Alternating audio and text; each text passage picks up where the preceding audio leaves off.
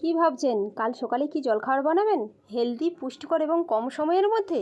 তার উপর আবার সবার পছন্দটাও হওয়া চাই। তাহলে রাত্রিতে শুতে যাওয়ার আগে 100 গ্রাম মুগ ডাল আর কিছুটা চাল ভিজিয়ে রেখে দিলাম। সকালে উঠে সমস্ত কাজ সেরে রেডি হয়ে চলে এলাম। শিলবাটাতে চাল ডালটা খুব সুন্দর করে পিষে নিলাম। এখানে আমি একটা বড় বাটির মধ্যে চাল ডাল বাটাটা তুলে নিলাম। 1 চামচ চিনি, পরিমাণ মতো লবণ দিয়ে জল দিয়ে ব্যাটারটা রেডি করে নিলাম।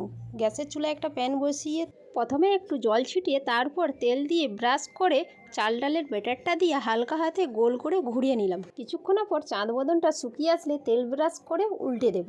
একই প্রসেসে সবগুলো আমি ভেজে তুলে নেব। তাহলে বন্ধুরা, কেন আমি বলেছিলাম হেলদি, পুষ্টিকর, অল্প সময়ের মধ্যে? বন্ধুরা, বাড়ির সবাইয়ের পছন্দ হলো তো? আমার এখানে সমস্ত নাস্তাগুলো রেডি করা হয়ে গিয়েছে। আমি এখানে বাদাম চাটনি দিয়েছি। আপনারা কোন চাটনি খেতে চান সেটা আপনাদের ব্যাপার, কিংবা একবার বাড়ির লোকের কাছে জেনে নিন। ভালো লাগলে অবশ্যই লাইক, শেয়ার, সাবস্ক্রাইব